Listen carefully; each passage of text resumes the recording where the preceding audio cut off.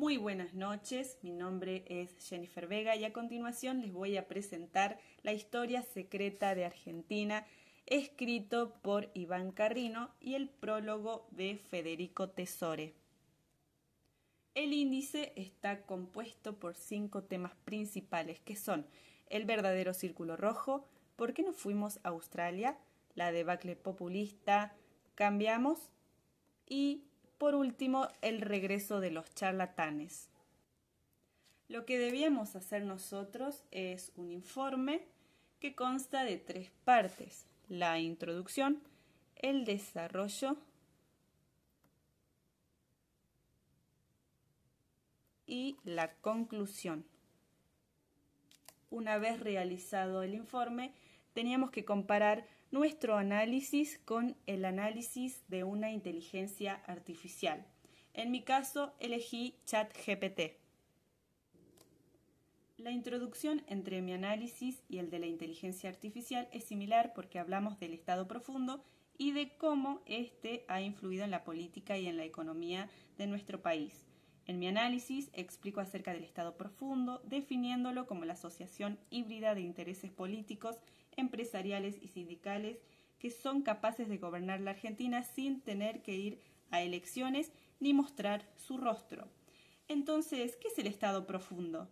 Es una élite parásita que tiene como objetivo principal transferir la riqueza y el poder desde las personas que trabajan día a día para conseguir lo suyo.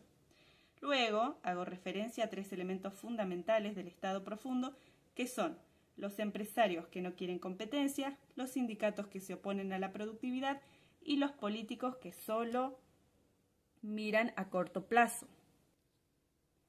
Mientras en mi introducción hablo de todo eso, en ChatGPT solo se habla del estado profundo de manera muy superficial, pero luego en el desarrollo lo va a desarrollar como una de sus temáticas principales.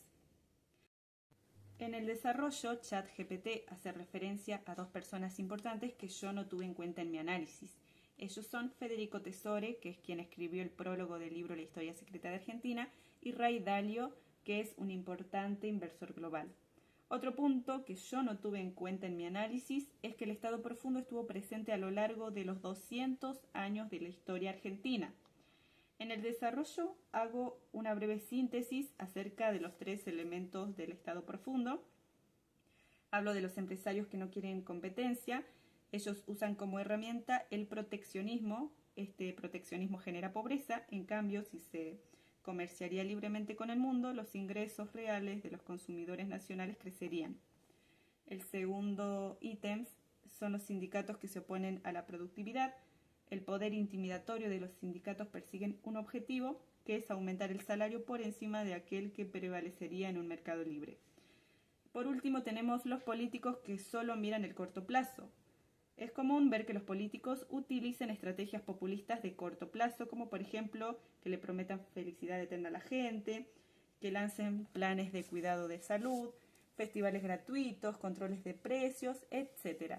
Pero todo ello va a tener un costo que lo termina pagando la sociedad. En mi análisis también hago referencia a 3 crisis distintas que hemos atravesado en los últimos 25 años. La crisis de la convertibilidad, la de las hipotecas subprime y el conflicto con el campo, y la del fin del kirchnerismo.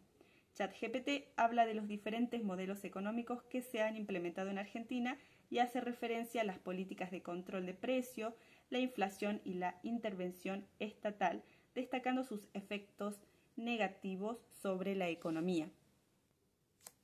Hago referencia a que hubo un momento de la historia argentina en que fuimos un ejemplo de progreso a nivel mundial. El fuerte crecimiento de la economía se da entre los años 1880 y 1914.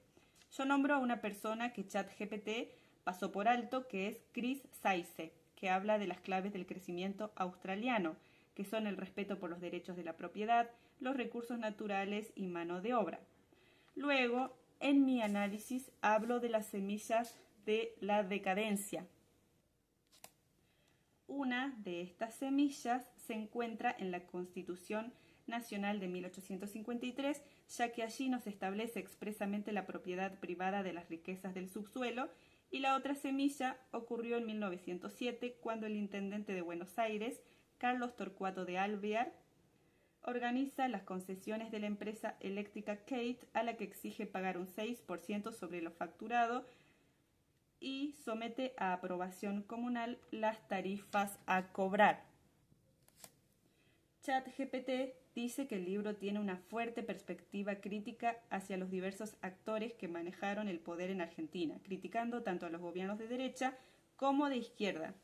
Comparando con ChatGPT, yo hablé del kirchnerismo, que marcó el regreso a las andadas inflacionistas, y también me referí al gobierno de Mauricio Macri, que con él muchas cosas han cambiado en la economía y la política de Argentina. No hay más cepo cambiario, no se está en default, el gobierno ofrece conferencias de prensa, no se le cobra más retenciones al trigo y el Banco Central sostiene que su objetivo es reducir la inflación. Aún así, lo que no se pudo cambiar fue el déficit fiscal.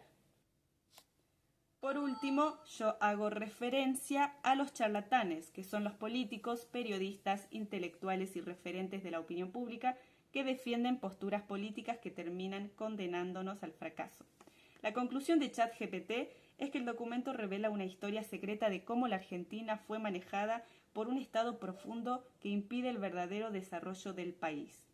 Mi conclusión es que uno conoce la historia de su país de manera superficial, pero nunca tiene en cuenta el detrás de escena.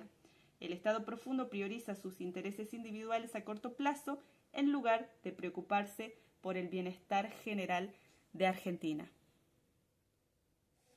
Bueno, muchas gracias por su atención.